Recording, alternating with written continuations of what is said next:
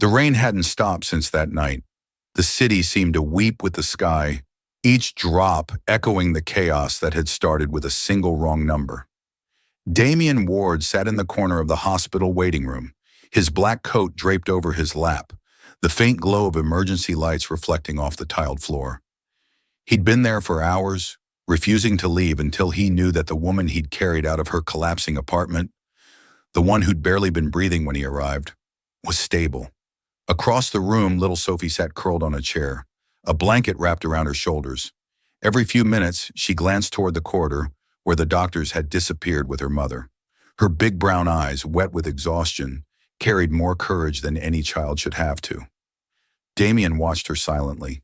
He wasn't supposed to be there. This wasn't his world. Dim corridors, the sterile tang of disinfectant, the mechanical rhythm of ventilators. His was a world of boardrooms, skyscrapers, and spotless suits. And yet something in the girl's frightened stare rooted him there, as though walking away would undo something vital in the universe. "Mr. Ward?" A nurse called softly from the doorway. He stood. "How is she?" The nurse smiled faintly. "She's stable now. Dehydration, malnutrition, and stress. But she'll make a full recovery." Relief washed through him, quiet but deep. "Can I see her?" "She's resting," the nurse said, lowering her voice. "But the little one can visit for a minute." Sophie perked up at that. Damien reached down, offering her his hand. She slipped her small fingers into his, warm and trembling. Together they walked down the long corridor. Inside the dim hospital room, Elena Ruiz looked fragile beneath the fluorescent light, pale, frail, her hair clinging damply to her forehead. A faint line of monitors blinked beside her bed, each beat steady and patient. Sophie ran forward, clutching her mother's hand. "Mommy, I called for help," she whispered proudly. "You fainted, but the man on the phone came. He brought us here." Elena blinked slowly, her voice hoarse. "You called who?" Damien stepped closer, offering a small, polite nod. "She called me by accident. I'm Damien Ward. I was nearby." Elena's eyes widened faintly. "The Damien Ward?" she murmured, the name carrying an odd mix of awe and disbelief. He gave a restrained smile. "That's what they say." "You shouldn't have come," she said weakly. "We can't pay." "I didn't ask for payment," he interrupted gently. "You needed help." Elena tried to sit up, but he placed a hand lightly on her shoulder. "Please," he said, "don't worry about anything right now." For a moment they simply looked at each other, her gratitude unspoken, his discomfort visible beneath the composed exterior. Then Sophie broke the silence. "Mr. Damien?" she asked, tugging on his sleeve. "Are you a doctor?" He smiled faintly. "No, just someone who answers the phone sometimes." Sophie grinned, apparently satisfied with that answer. Hours later, after Elena fell back into exhausted sleep, Damien found himself standing outside the hospital entrance, watching the rain blur the city lights. Jonas Hale, his assistant, pulled up in the black SUV, lowering the window. "You vanished for a night, and now half the board's calling," Jonas said. "They think you're negotiating some new deal in secret." "Tell them I'm busy," Damien replied. Jonas frowned. "With what?" "Something that matters." He turned back toward the hospital entrance, his reflection faintly visible in the glass doors. A man in control of empires, but utterly powerless against a stranger's suffering. The next morning when Elena woke, Damien was gone. Only a note rested on the side table, beside a cup of coffee and a neatly folded hospital bill stamped, "Paid in full." For now, focus on getting better. The world can wait. DW. She stared at it for a long time, unsure whether to be angry or grateful. No one had ever shown up for her like that. Not her estranged family, not her former colleagues at St. Maron Hospital. And now, a man she'd never met had carried her to safety and vanished like a ghost. 2 days later, Damien was back at Lucent Corps' headquarters, standing before a panoramic view of the skyline. Jonas stood behind him, reading from a tablet. "Quarterly profits are up 10%. The new robotics division is ready for rollout. Press wants a statement." "Draft something generic," Damien said absently. Jonas paused. "Something on your mind?" Damien didn't answer immediately. His gaze drifted toward the rain-streaked window. Do you remember the Ruiz case from St. Marin Hospital? The child who died due to faulty equipment? Jonas frowned. Years ago, yes. Why? Elena Ruiz, Damien said quietly. The woman from the hospital. She worked there. Jonas's brow furrowed. That's not coincidence. No, Damien said. It isn't. He turned toward his desk, the note he'd written to Elena still echoing in his head. Focus on getting better. But he couldn't shake the feeling that fate had dropped her into his path for a reason. For years, he'd avoided looking too closely at the cracks in his empire, the partnerships, the supply chains, the endless paperwork that kept profit above morality. But now every piece of his world suddenly felt built on the same unstable ground Elena had nearly died standing on. He straightened his tie and said quietly, Jonas, pull every record we have on St. Marin. I want to know where the money went and who signed off on those machines. Jonas hesitated, eyes narrowing. You think your own company might be involved? Damien looked back out the window, his reflection fractured by raindrops. I think I've been blind long enough. The rain had finally stopped, leaving the city washed clean but heavy with mist. Damien Ward stood in his office, staring at the holographic projection of St. Marin Hospital's financial records, suspended above his desk like a constellation of guilt. Lines connected suppliers, departments, shell subsidiaries, an elegant web that should have symbolized efficiency, but all he could see was decay. Jonas leaned against the desk, arms folded. You were right, he said quietly. St. Marin's equipment supplier, MedCore Systems, is one of ours, subsidiary through Lucent Core's philanthropic branch, the same one that provides discounted medical tech for low-income hospitals. Damien's jaw tightened. Discounted and defective. Jonas nodded grimly. There's more. Someone at MedCore approved a recall cancellation a week before that child's death. The order was overridden by a higher authorization. Damien turned sharply. Whose authorization? Jonas hesitated, then slid a document across the desk. Yours.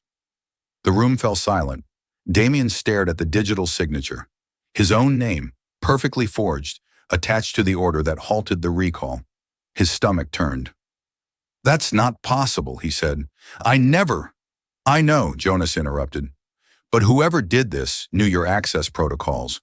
Only 3 people in the company could have forged it, and one of them is Andrew Kalin. The name hung in the air like poison.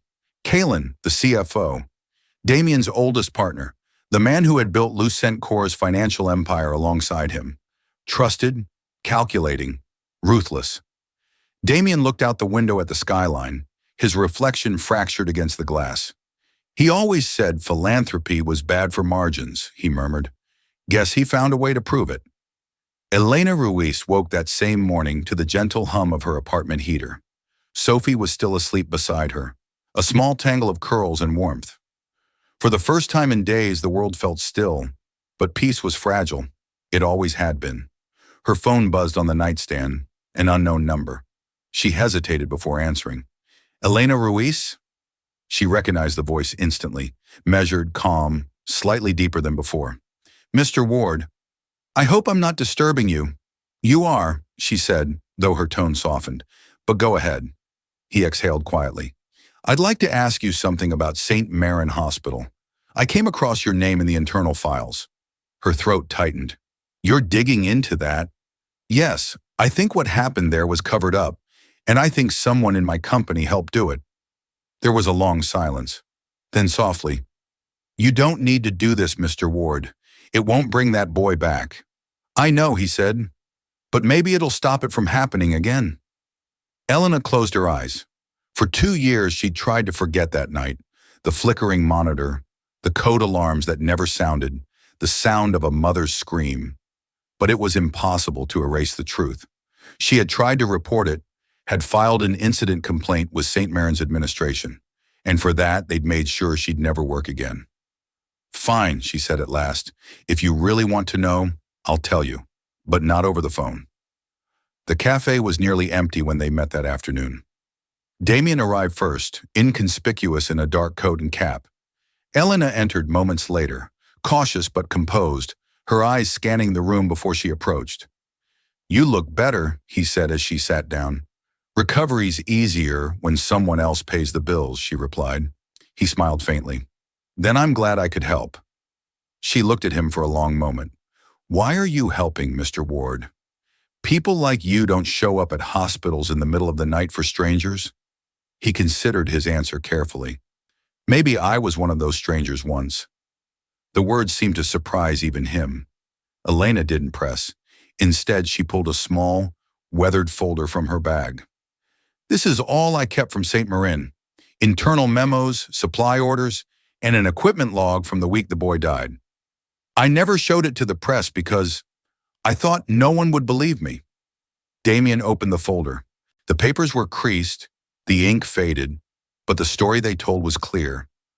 Faulty sensors, delayed recalls, falsified maintenance reports, all tied to Medcore Systems, his company's subsidiary.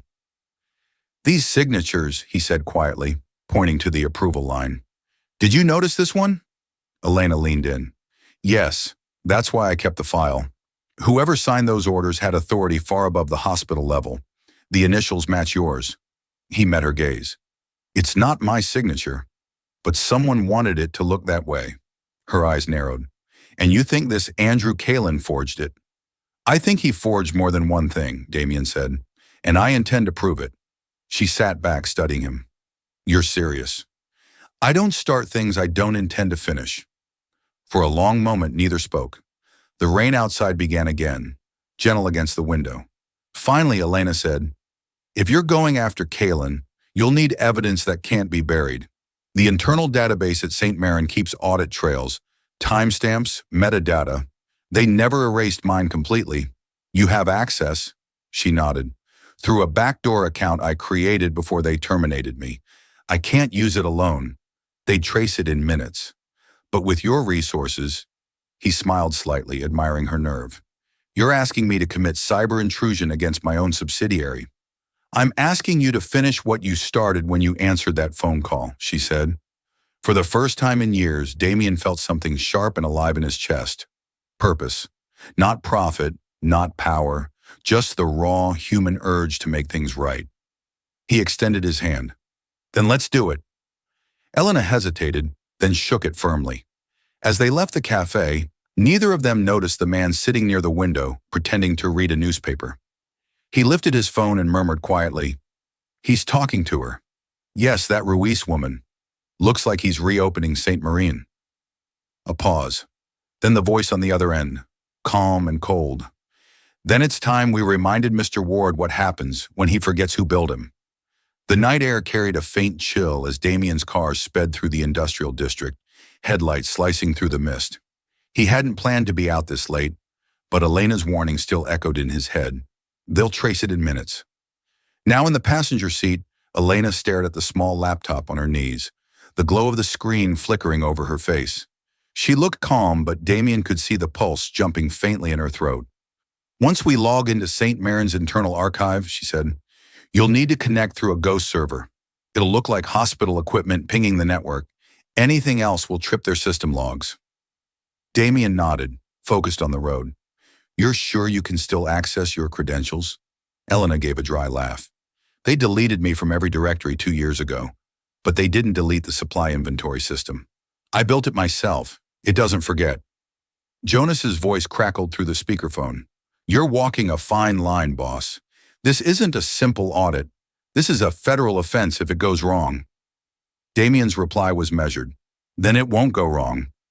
They arrived at a dimly lit parking garage behind a shuttered clinic, one of Damien's older, unused properties.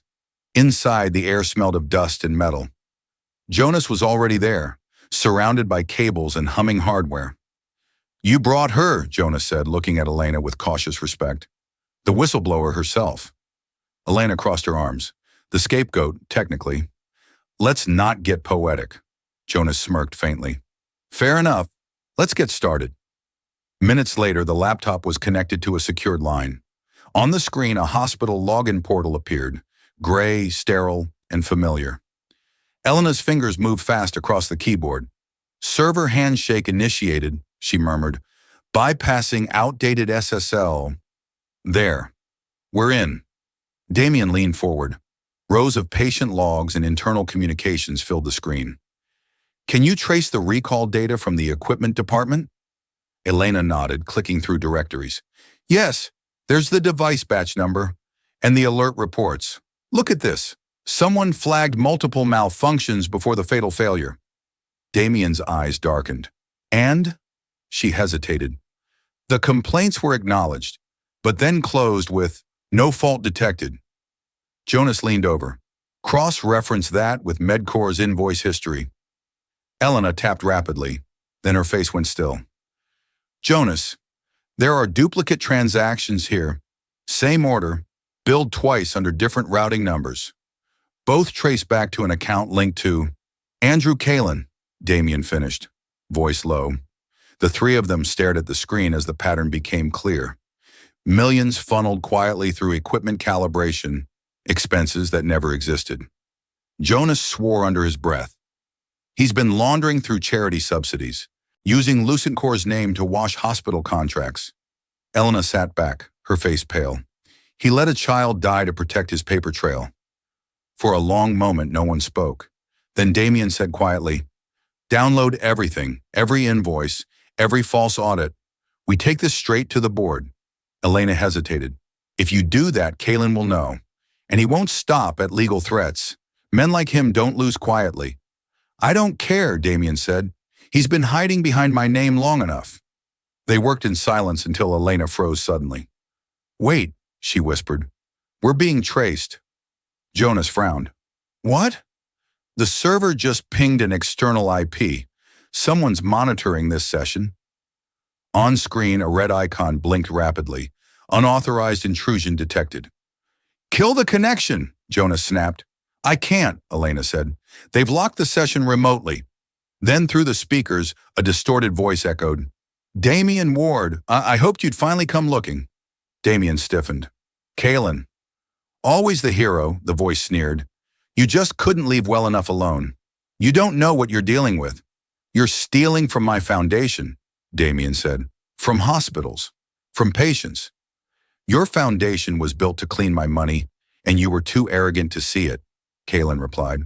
Walk away, Damien, or I'll burn everything you've ever built, including your newfound little friend. The line cut. Elena stared at the blank screen, her hands trembling. He knows about me. Damien stood, jaw set. Then he's already lost his advantage. Jonas glanced up sharply. You can't mean... I mean, Damien said, that tomorrow we stop playing defense. The next morning, headlines began to shift. Anonymous reports surfaced online, unverified claims of fraud within Lucencor's charitable division. Jonas paced the office, phone pressed to his ear. They're leaking early. He's setting you up as the fall guy. Damien stood at the window, the morning light cold against his face. Let him. By the time he finishes his story, I'll already have proof of mine. Behind him, Elena appeared in the doorway, holding a thin folder. You said we'd expose him. I can help, but you need to see this first. She handed him the folder.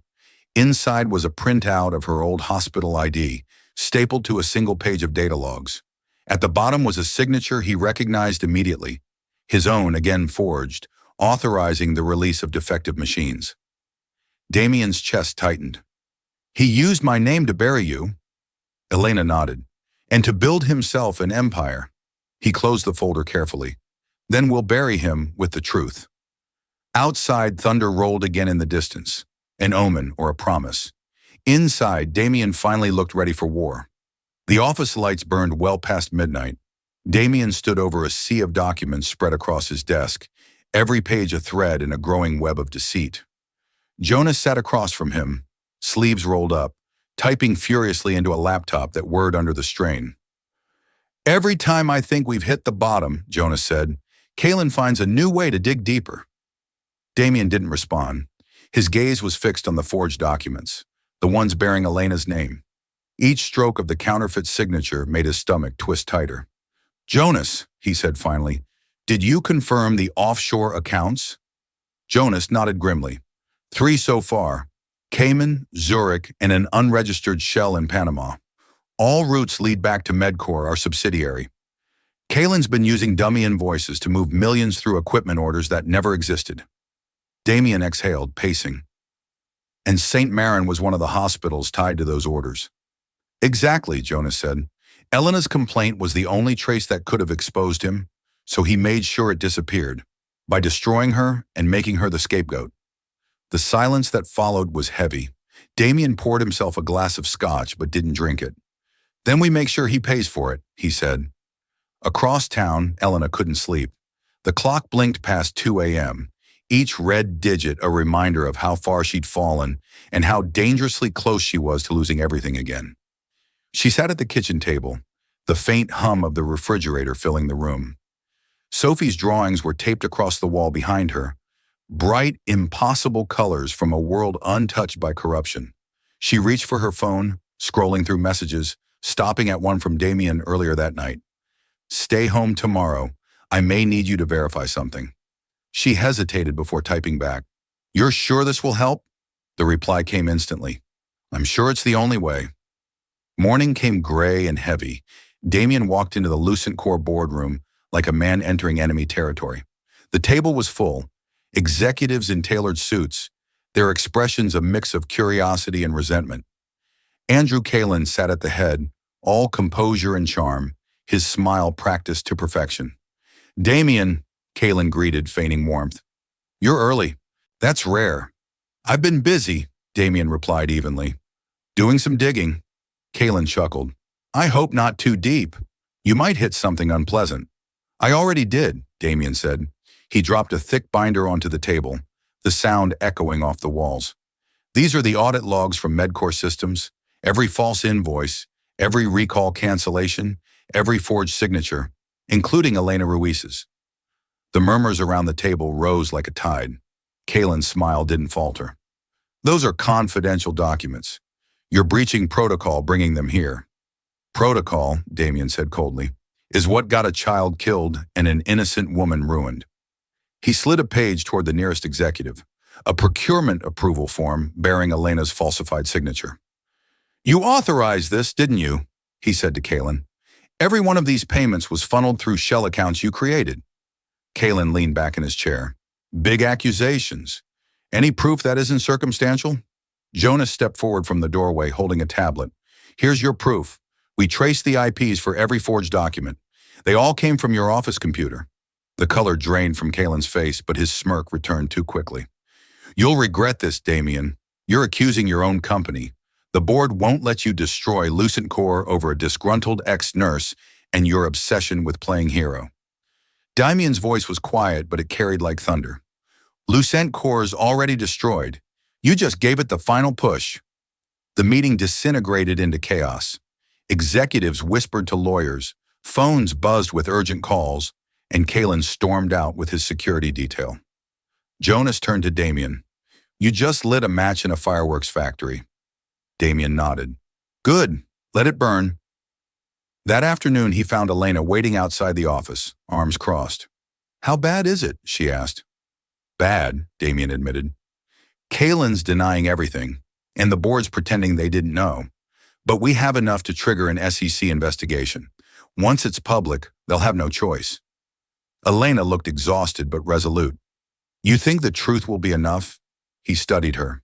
It has to be. She hesitated, then handed him a small flash drive. There's one more thing. I kept copies of internal memos from the night Connor died. Emails between Kalen and the equipment supplier. He knew about the defect before it failed. Damien's eyes widened. You kept this all these years? I couldn't let it disappear, she said softly, even if no one believed me. He took the drive, his voice low. You just handed me the bullet. She met his gaze, then aimed carefully. That evening, Damien sat in his office alone. Rain streaked the windows, and lightning flashed over the skyline. The flash drive glowed faintly in his hand. A tiny thing, yet heavy with consequence. He inserted it into his computer, and the screen filled with emails, payment records, and signatures. At the bottom of one thread was a message from Kalen, dated a week before Connor's death. Delay recall until after fiscal review. Public notice would damage investor confidence. Any failures will be contained. Damien stared at it until his reflection blurred in the glass. Then he picked up his phone and called Jonas. "Send it all to the press," he said. Jonas hesitated. "That's war, Damien." "It already was," Damien said. "We just didn't fight back." As the call ended, thunder rolled across the sky. The truth was finally out of his hands and into the world's. The storm outside had not quieted. If anything, it had worsened. But inside Lucentcor's headquarters, the real tempest had already begun. By dawn, every major network had the story. Damien's name was splashed across headlines alongside words like corruption, cover-up, and scandal. Reporters camped outside his home, cameras flashing like lightning as he walked past without a word. He'd set the truth free, but freedom came with a cost. "Damien, you need to get ahead of this," Jonas said, his voice sharp with urgency. He was pacing the conference room, a coffee cup in one hand, a tablet in the other. "They're painting this like you orchestrated the whole fraud yourself." "Of course they are," Damien said, his tone calm but his eyes dark. "The board needs a scapegoat, and I'm more convenient than a dead child and a missing CFO." "Kalen's gone off the grid," Jonas added. "His accounts are frozen, but he's not stupid. If he leaks counterclaims, then we'll meet him head on," Damien interrupted. "I'm not running from this." Jonas stopped pacing, watching him. "You're sure about that? You could still protect what's left of your name. Issue a statement, blame it on oversight, resign quietly." Damien looked up. "And leave Elena to carry it alone?" "No, I'm not playing their game." The conviction in his voice silenced the room. Meanwhile, Elena sat in the small kitchen of her apartment, her laptop open, her hands trembling. Every headline she saw carried his name. Lucentcor's CEO under investigation. Whistleblower tied to billionaire corruption case. Who is the nurse behind the scandal? Her stomach twisted. She'd fought for years to be heard, but now that the truth was finally out, it felt wrong. Too loud, too cruel. Sophie peeked from her bedroom door, clutching a stuffed rabbit. "Mommy, why are they saying bad things about Mr. Damien?" Elena hesitated, closing the laptop. "Because sometimes when people tell the truth, others try to make them look bad." "But he helped us," Sophie said. "He's one of the good guys." Elena smiled faintly. "Yes, he is." 2 days later, Damien was summoned to an emergency board meeting. When he walked in, every face turned toward him with silent accusation. The air was thick with perfume and hypocrisy.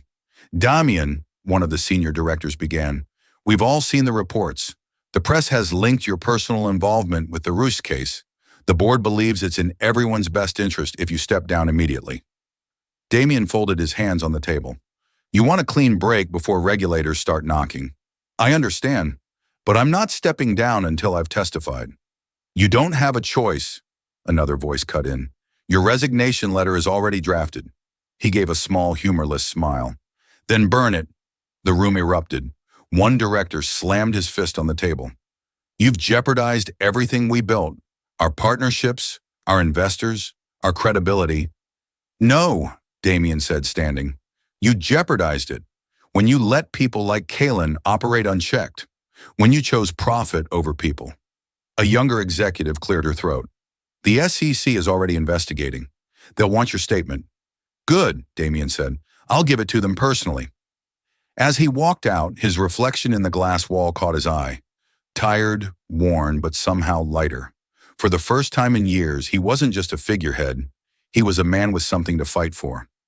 That night, Elena showed up at his office unannounced. He was packing a box, photos, a few personal files, the remnants of a life that no longer fit him. When he saw her, he paused. "You shouldn't be here," he said quietly. "The building's crawling with reporters." "I don't care," she said. "I saw the news. They're trying to destroy you." Damien exhaled.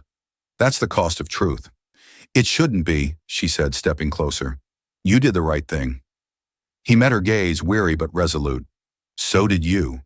Without your evidence, none of this would have surfaced." "I didn't do it for me," she said softly. "I did it for Connor, for all the patients who never got a chance." He smiled faintly. "You remind me what that means. Doing something that matters."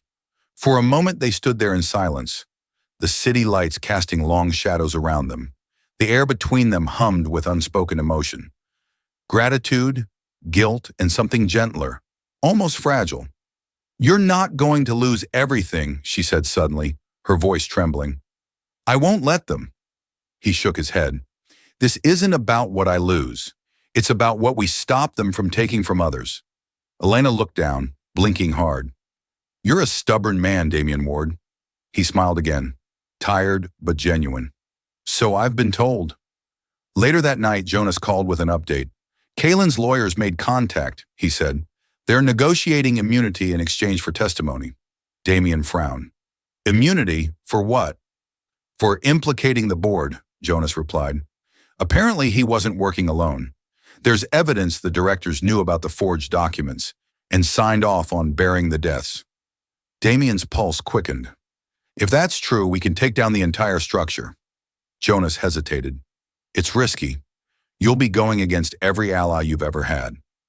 Damian looked out the window, the city glowing under a restless sky. Then they were never allies to begin with. At that moment, far from Lucent Core's towers, Elena knelt beside Sophie's bed, tucking her in. Sophie murmured sleepily, "Mommy, when Mr. Damian fixes everything, will we be happy again?" Elena brushed a strand of hair from her daughter's face. "Maybe," she said softly. "Maybe this time, the right people will win."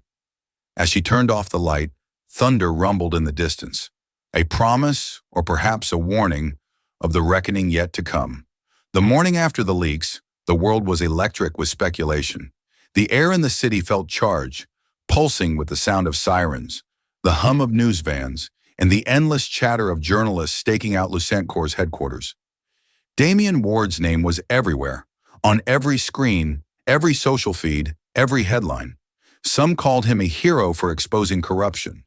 Others called him a fraud, claiming he'd masterminded it all. He had expected backlash, but not the silence from the people who once stood beside him. "Ward refuses to step down despite federal probe," read one of the morning papers spread across the table. Jonas dropped it beside Damian's untouched coffee. "They're setting you up for a full implosion. The SEC wants your testimony next week, and Kaylin's lawyers are playing the cooperation card." Damian didn't look up. His eyes were on the skyline beyond the glass wall, watching the morning fog roll over the city. "Kaylin's gambling that his deal will make him look like a whistleblower," he said. "But the documents Elena gave us, those can prove he knew everything." Jonas leaned forward. "He's already spinning the narrative that you approved the defective devices. If he leaks his version before you testify, the public will crucify you before the truth comes out." Damian finally turned to face him. "Then we leak first." Jonas frowned. "That's a dangerous move." Damian's voice was quiet but unyielding. "So is letting a murderer write history." Across town, Elena scrolled through the news in disbelief. Reporters camped outside her building, shouting questions every time she stepped outside for groceries. Was she Damian Ward's mistress? Was she being paid to lie? Had she fabricated the evidence? It was a circus, and she was the unwilling star. Her phone buzzed with a message from an unknown number. "He'll drag you down with him. Walk away before it's too late." She deleted it instantly, but her fingers trembled. She knew it had to be someone connected to Kaylin. Fear crept in like frost, but she refused to let it root. When the knock came at her door that evening, she hesitated before opening it. Damian stood there exhausted, rain dripping from his coat. "You shouldn't be here," she said. "They're watching." "I know," he said. "That's why I came." Inside, the air was heavy with tension. Sophie was asleep in the next room, her soft breathing a fragile rhythm beneath the storm outside. "You've seen the news," Elena said quietly. "They're turning you into the villain." "I was one," he replied, surprising her. "For years, I let people like Kaylin thrive because it was easier to look away. But not anymore." Elena crossed her arms. "So what now? You can't outplay someone who built the rules." He met her eyes. "I don't need to outplay him. I just need to show the world what he really is." From his coat pocket, he pulled a sealed envelope and placed it on the table. "These are internal memos we found in Medcore's backup servers. They show every fraudulent payment Kaylin approved under Lucent Core's name." She frowned. "Why bring them here?" "Because they have your name on them too," Damian said softly. Forged again. I didn't want you to see it in the news. Elena stared at the papers, her throat tight. He's never going to stop, is he? No, Damien said, but neither am I. The next day, Lucentcor's offices became a battlefield. Investigators from the SEC arrived unannounced, escorted by federal agents. Employees whispered as agents carted away servers, files, and computers. Jonas met Damien at the entrance. They're digging through everything. Kalen's team must have tipped them off. You're their prime target now. Damien didn't flinch. Good. They'll find the truth buried right under his lies. One of the agents approached. Mr. Ward, we'll need a statement before you leave the premises. He nodded. You'll get one. By evening, Damien's formal statement hit every network in the country. It was concise, measured, but every word was deliberate. Lucentcor was built to heal, not to profit from suffering. I take full responsibility for my failure to see the corruption within my walls. But I will not accept guilt for crimes committed in my name. The evidence I've released speaks for itself. It was a declaration of war. That night, Damien's car was followed. He noticed the black sedan in the rearview mirror halfway across the bridge. It didn't overtake him, didn't fall behind, just mirrored every move. He turned off onto a side street and parked in an empty lot. The sedan slowed, then stopped a few yards behind him. For a tense moment, no one moved. Then the passenger door opened and a man stepped out, broad-shouldered, wearing a gray coat. Damien got out of his car slowly. You can tell Kalen I'm not afraid of shadows. The man smiled faintly. You should be, because he's not the one who ordered this. Before Damien could react, the man tossed an envelope onto the wet pavement. Inside were photographs of Elena and Sophie. His stomach dropped. What is this? Insurance, the man said. She's a liability now, and liabilities don't last long in your world, Mr. Ward. The man turned and walked away, vanishing into the rain before Damien could speak. He stood there, the photos trembling in his hand, the roar of traffic drowning out his heartbeat. Hours later, he stood outside Elena's apartment, drenched and pale. When she opened the door, his voice was low and urgent. They're coming for you. Her face went still. What? He handed her the photos. Kalen's not working alone. Someone else wants to silence you.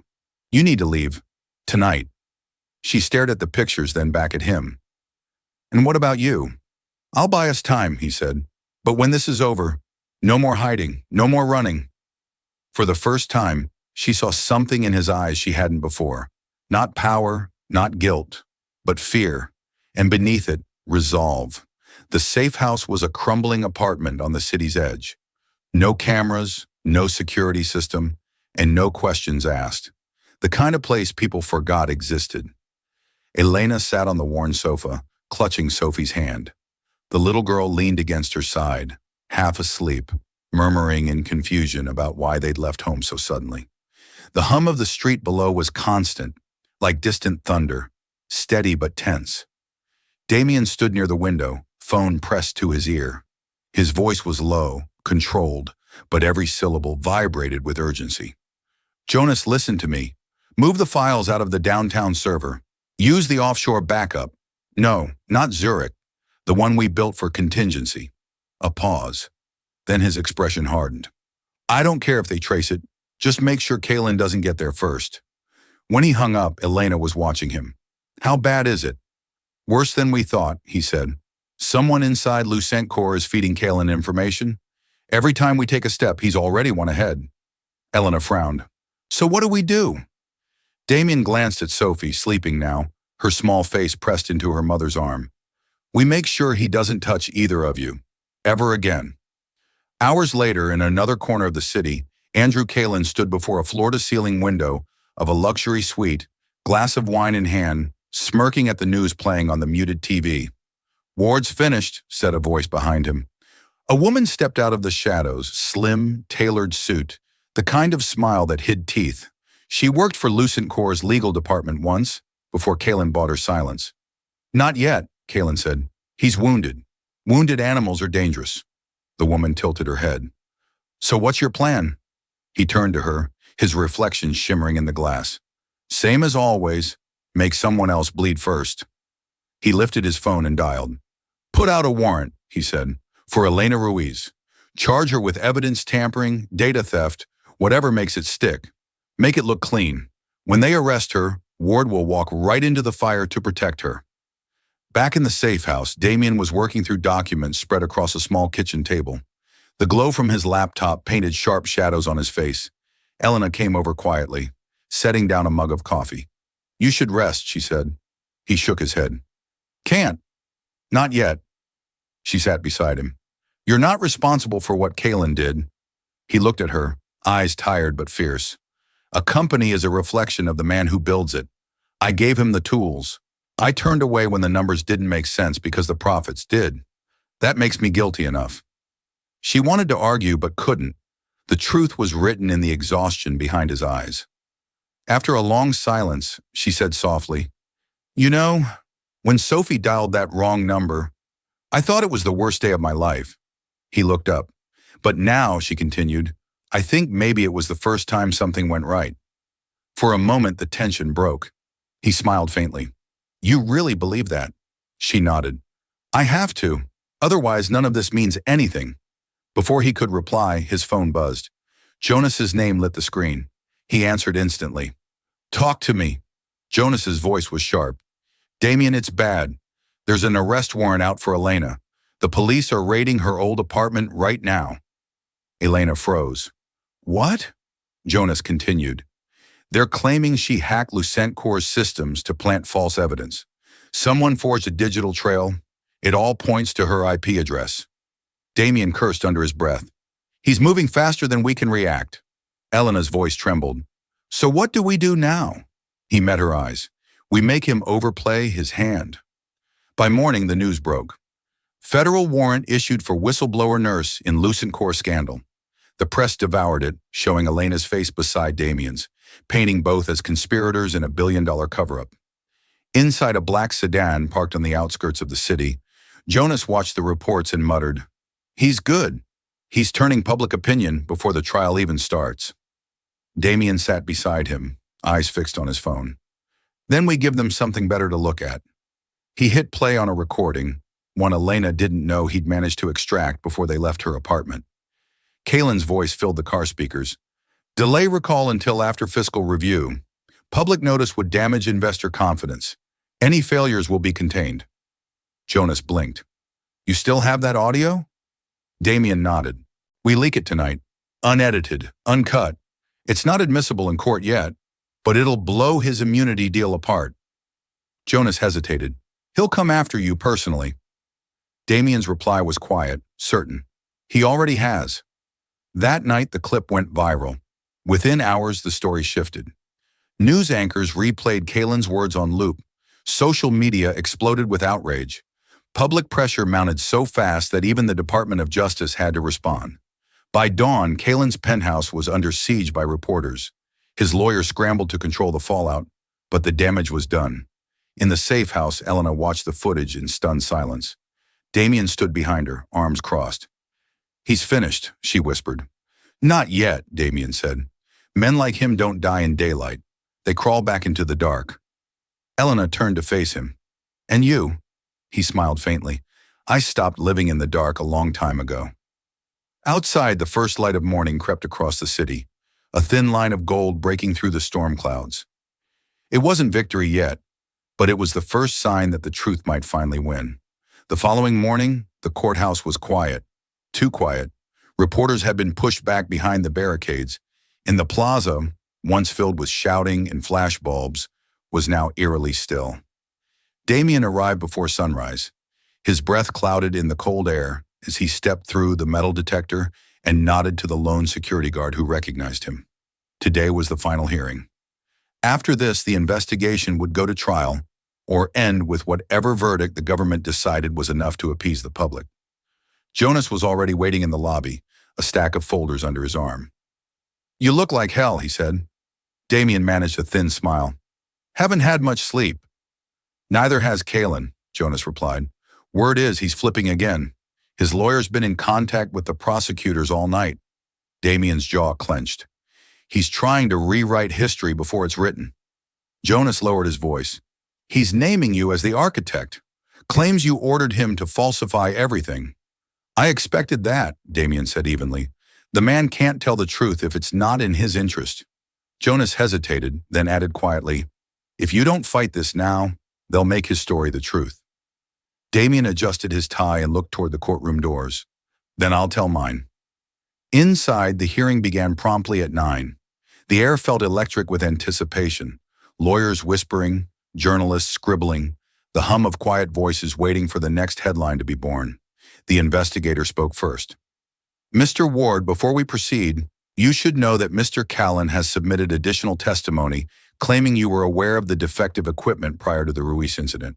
Damien looked calm, though a muscle in his jaw flickered. Then he's lying under oath. Do you have proof to refute that? He reached into his briefcase and slid a folder across the table. Inside were printed email chains, time-stamped, unedited, the kind Jonas had found buried in an old backup server. I didn't know about the defect until after the recall request was submitted, Damien said. Callan intercepted it and canceled it under my name. These logs show his authorization timestamp, 2 hours after I signed the initial approval. The investigator scanned the papers, her brow tightening. If this is accurate, it changes everything. It's accurate, Damien said firmly. He forged Elena Ruiz's name because he thought no one would look twice at a nurse's complaint. He thought people like her didn't matter. The room fell silent. Then from the back, a voice spoke. She did matter. Every head turned. Elena stood in the doorway, a coat draped over her arm, her expression calm but resolute. The bailiff hesitated, but the investigator motioned for her to approach. Ms. Ruiz, the investigator said, this hearing is closed to the public. I know, Elena said, walking forward. But this isn't about the public. It's about the truth. I have something you should see. She handed over a flash drive. It's a backup of my old hospital emails. The night Connor died, I sent a report to the supplier, not to the hospital, because I didn't trust their system. It includes a message forwarded directly to Callan's address. He read it. He knew about the defect before the failure. The investigator's eyes widened. You're certain? It's time-stamped, Elena said. Check it. Callan's lawyer immediately stood. This is highly irregular. Sit down, the investigator said sharply. We'll verify it now. The next 30 minutes unraveled like a noose tightening. The IT specialist connected the drive, projecting the recovered emails onto the courtroom screen. There it was, an email from Elena, time-stamped 3 days before the death, flagged as urgent. Beneath it, Callan's response to another executive. Delay until next quarter. We'll manage the optics later. The room erupted in whispers. Callan's face turned the color of ash. His lawyer leaned in, hissing something desperate, but Callan shook his head violently. That doesn't prove anything, he snapped. Everyone delays reports. It's normal protocol. No, Damien said, standing. It's murder dressed in paperwork. The words hit like a strike of lightning. The investigator's gavel slammed once. Order!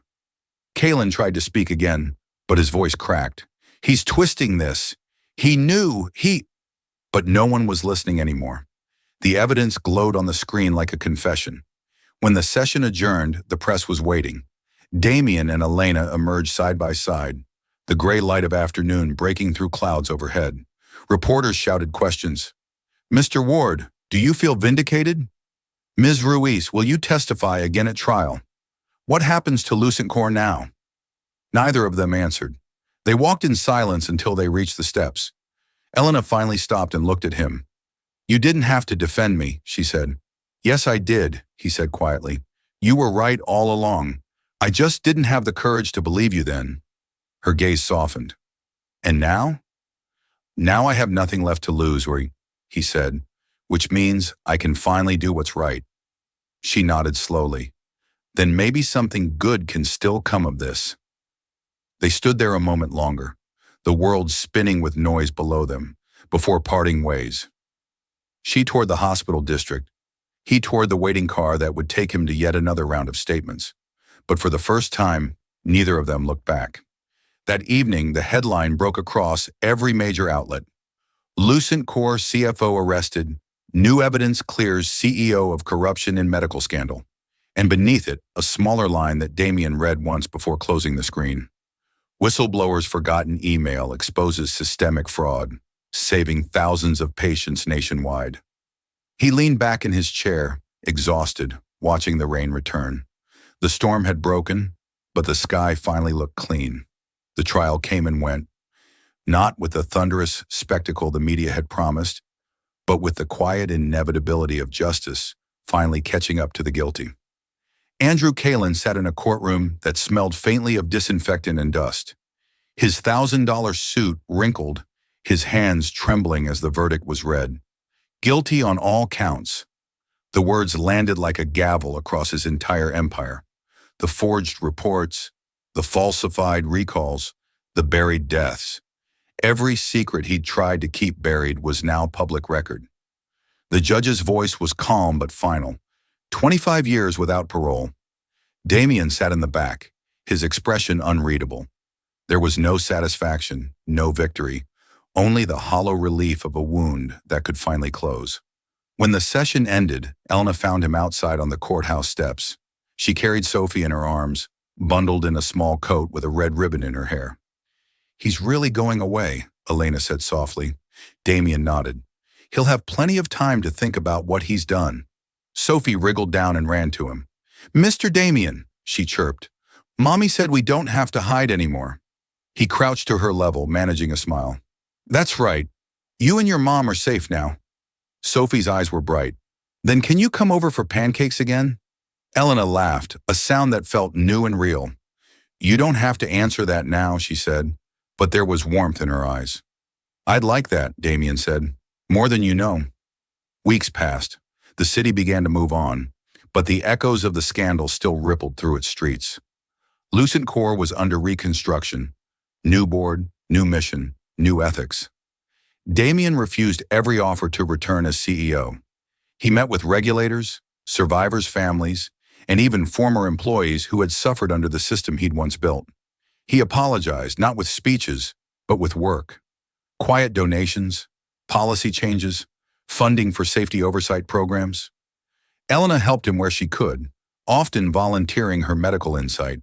Their collaboration became something steady, unspoken, a partnership built not on guilt, but on purpose.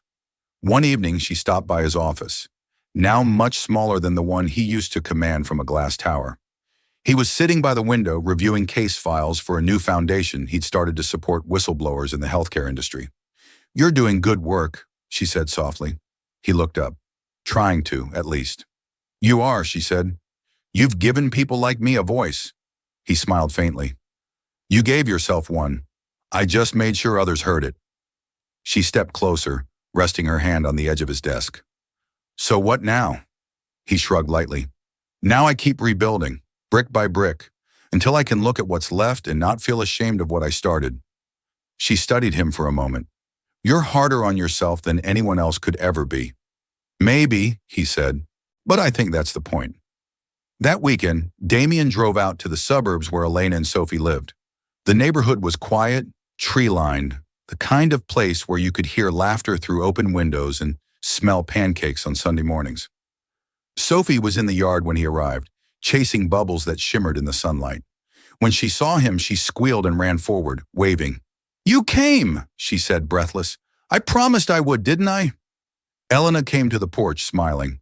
"We saved you a plate. Hope you like too much syrup." Damien laughed. "That sounds about right." They ate outside on the small wooden table, the conversation light and warm. Sophie talked endlessly about school, about how she wanted to be a nurse, like Mommy, and maybe a helper like Mr. Damien too. After breakfast, Sophie ran off to play, leaving the two of them in the soft quiet of early afternoon. Elena looked at him. "You know, when I first met you, I thought you were the kind of man who never looked back." "I didn't," he said. "That's why I missed everything that mattered." She tilted her head. "And now?" He smiled gently. "Now I'm learning to look forward instead." They sat there for a while, the silence between them no longer heavy but peaceful. The wind carried the sound of Sophie's laughter through the yard. Elena exhaled, eyes softening. "You think it's over?" Damien looked toward the horizon, the skyline faint in the distance, the sunlight breaking through clouds. "No," he said, But for once, I think we're finally starting the right chapter. Months later, a new headline made its way through the networks, though it wasn't nearly as loud as the old ones. Former CEO funds National Safety Initiative in memory of whistleblower case. The article was short, factual, unembellished, but it included a single line that made Elena smile when she saw it. Sometimes redemption begins not with power, but with the courage to listen. That evening, as the city lights flickered on, Damien parked his black SUV outside a small community clinic, the same one where Elena worked part-time now. Through the window, he could see her helping a patient, her face lit with quiet purpose. Sophie was sitting nearby, drawing with crayons, her tongue poking from the corner of her mouth in concentration. He stood there for a long moment, watching. Then he turned toward the sky, clean, clear, and finally free of storm clouds, and whispered to himself, "Wrong number. Right miracle." And for the first time in a long time, Damien Ward smiled without the weight of the past behind it.